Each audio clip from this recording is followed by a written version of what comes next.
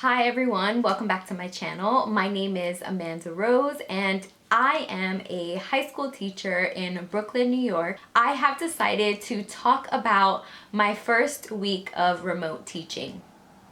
I feel like I experienced every emotion that exists in just a couple of days. I cried, I laughed, I felt super joyous, but then I also was angry. It was such an emotional whirlwind. And so I wanted to just talk to you guys about what my first week was like and some of the things that I have already adjusted, some of the things that I've learned. In just a week, I feel like I have already been teaching for about 2 months. But this is going to be more of like a story time slash things that I've noticed video, not necessarily like tips and tricks like I normally do. So just as a forewarning, if that's what you're expecting, this is more of like a story time slash I wish I would have done this, wish I would have knew that. And that's pretty much it. So if you haven't already, please make sure that you subscribe to my channel, that you like this video, and let's get into it, what my first week of remote teaching was like.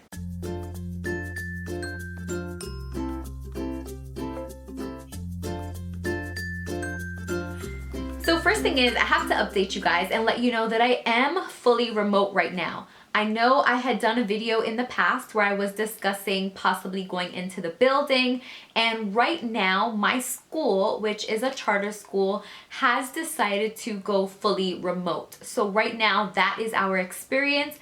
Honestly, I am really grateful that there just was a plan that was decided ahead of time and we were able to move forward with that decision. First, I want you to know my schedule. So my school has decided to do block schedules for the first time. So this is extremely new to me. And when it comes to just incorporating a lot of technology, I think you guys need to know that this is new to me as well. Yes, I have experienced using Zoom over the spring semester and also over the summer. But as far as creating all of these materials and just using a lot of technology, myself and also my school was very archaic. Everything was worksheets all of the time. We did have laptops, but you had to request them. So you were lucky if you were able to use laptops maybe even once every week. And so this entire transition, not just for myself, but also for my students, is major. So we are currently in block schedules. I see my students Wednesdays, Thursdays, and Fridays. Wednesdays, I see them only for 30 minutes.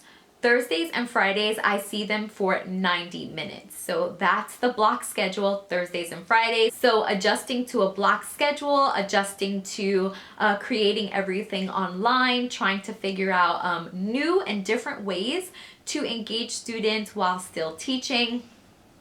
All of that to say, those are all of the changes. Now, what my first week was like. Let's just take it back to what my first day was like. So Wednesday was our first day teaching, and that was horrendous. I went into it, or the day before, I felt really, really confident. I felt like I had everything planned out. I knew what I wanted to do for the day.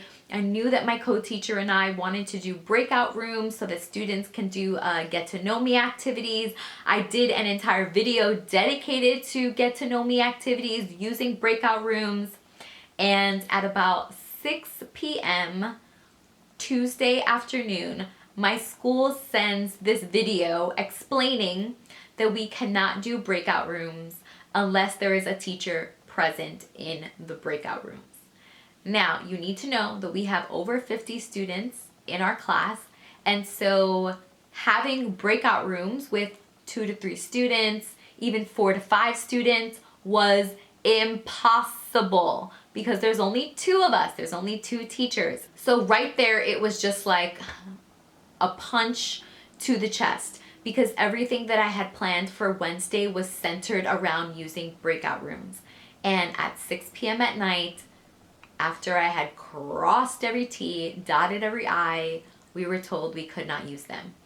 And I freaked out. I started to panic. I felt like, I felt like I was being sent off to space and I was being strapped in, and that I just had my administration like, good luck, you can do it. I don't know how, but you can do it. And it was just like, what the heck? And I've explained to you guys that I'm someone who loves to plan ahead of time. I like to have everything mapped out. And so for me, my first lesson, my first day, I had planned well in advance. This was not something that I had done the night before. And I just felt like, man, I can't plan ahead because that's not just the nature of how virtual learning and virtual teaching is going to be this time around. Fast forward to Wednesday. I was so nervous, super nervous. I think you always get nervous on the first day of school. It doesn't matter how many years you've taught, but this time around I was very nervous. And so I had just decided I'll have them share out loud, I'll have them write in the chat, but what else can I do? Like, I can't do the breakout rooms, but I don't really know how to replan and restructure this entire thing. My co-teacher and I start letting students in. We're using Zoom as our platform. And the plan was that she would mark attendance, she would let the students in, and I would begin leading the classroom 5 minutes into our start time. I'm trying to make my co-teacher a co-host, and it's not working. My settings were set to making her a co-host, or so I thought, and they were not. And so for our first class, I could not make her a co-host. So she could not see who was in the waiting room, and so I was responsible for it all, and it was terrifying.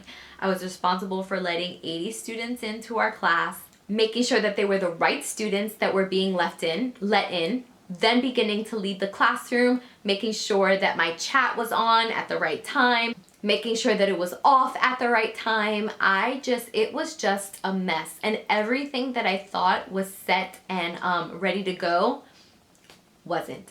And so we ended up getting Zoom bombed. I think we let in a student that had their phone and was using their phone. It was not set to authenticated user, and he was just writing inappropriate things in the chat, saying things out loud. It was bad, to the point where the minute that half an hour ended, I just cried. I just cried.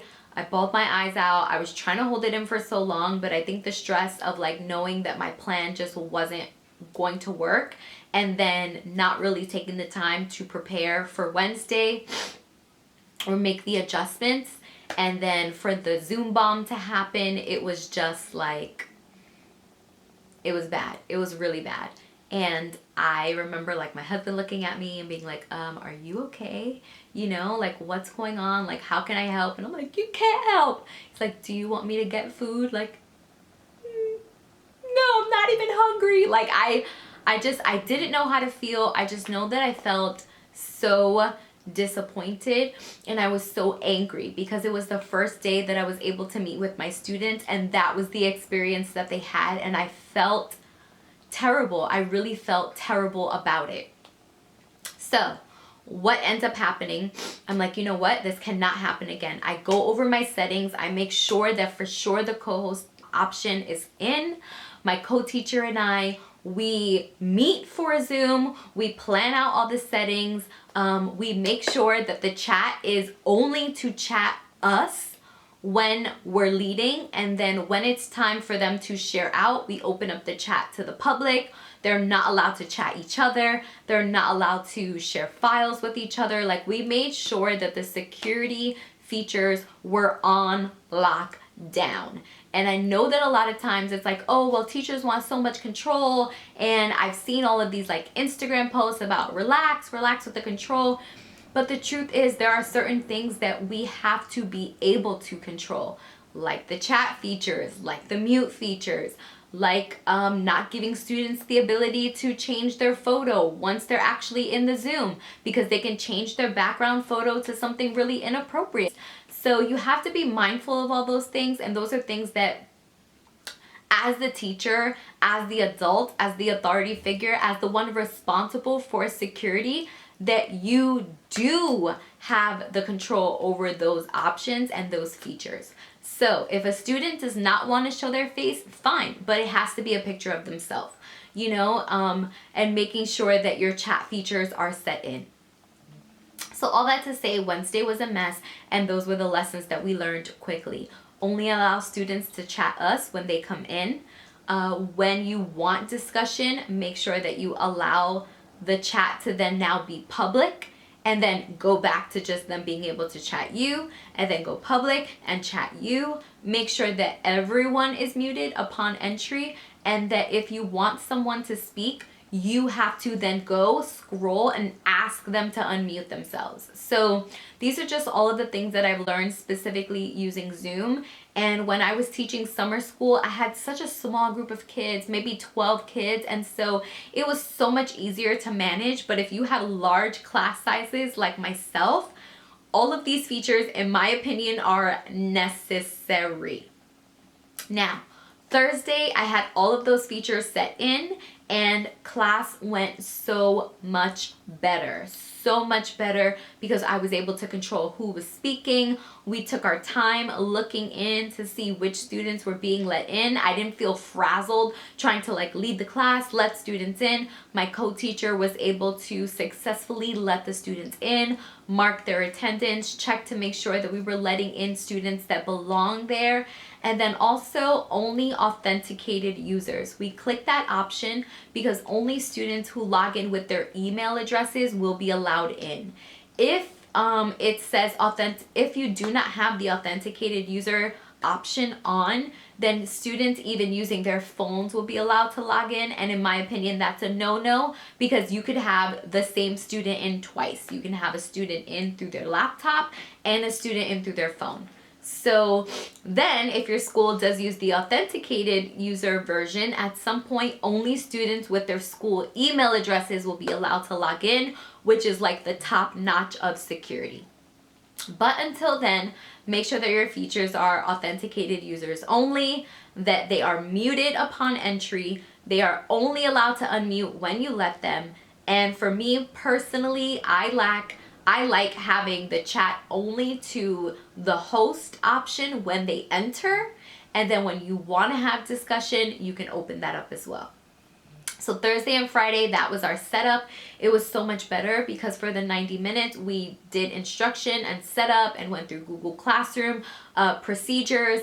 And then for that last hour, students were able to work independently and pop in and out to the Zoom if they wanted to. They were able to stay on the Zoom if they had any questions, and they could just mute themselves and also take their screen off, so that if they wanted to work there and if they just had a question, they can pop in really quick and then go back. So I love the block schedule idea. I love the freedom. I love that students get to work independently. But for sure, that first week was stressful because of the way that we entered in and started on Wednesday. We were hit with like the can't do everything you planned, and then being just mentally and physically as exhausted. It was so hard to plan right for the first day. And then thankfully Thursday and Friday worked out with all of those things that we learned right then and there of what to do and what not to do as far as security features. So right now I'm actually already in my second week, which is going so much better. And just having those 3 days to work with that, I feel a million times better. I feel like I know what to do, like we know how to approach the class, and now we can really think about getting creative. How exactly are we going to do groups, even though we can't do breakout rooms unless there is a teacher present? I should clear that up. We are allowed to, as long as there is a teacher present. So the next thing is possibly having students schedule in when to show up to the large like hour Zoom, so that we can have them in during sections and like, okay, you 5, you show up at this time, or maybe you 10 show up, and then my co-teacher and I can split them up into 5 and 5. So there's definitely ways to think about it, but that's just what my first week was like, those first 3 days, and it was intense. Not to mention all the meetings that were being set up in between those times, checking in with your administration to let them know what was happening, filling out incident reports because of what happened during Zoom. It was chaotic to say the least. And even though it was only 3 days, when Friday rolled around, I felt amazing to know that it was Friday. But for sure, this week is going so much better. I'm also really excited in my next video to share with you all of the things that I'm doing to just help organize Google Classroom, organize expectations, assignments. A lot of my ideas are actually a combination of Megan from Too Cool for Middle School and also from Pocketful of Primary. I don't remember her name, but I binge watched so many of their videos on Wednesday, and I just figured out the best ways to combine both of their ideas to make the best experience possible for my students and also for myself. And so I am going to share a video with you guys kind of explaining what ideas I took from them to incorporate what was best for my classroom. If you do not want to wait for my video, definitely check out theirs, because there's a wealth of information on their pages. It's just insane. And then I will be able to film my video as soon as possible to just be able to share with you guys what is working best for me as far as my setup and my organization. But that's pretty much it. I hope that you guys enjoyed this video. Again, it was just a story time mixed in with the do's and don'ts and the security features that I have learned are necessary for Zoom. And that's pretty much it. I hope that you guys enjoyed this video. Please make sure that you give it a thumbs up. If you haven't already, subscribe to my channel. Please make sure that you check me out on Instagram. I will leave my page below. Check out my stickers if you haven't already. There's just so many things that I would love for you guys to check out. And I will see you in the next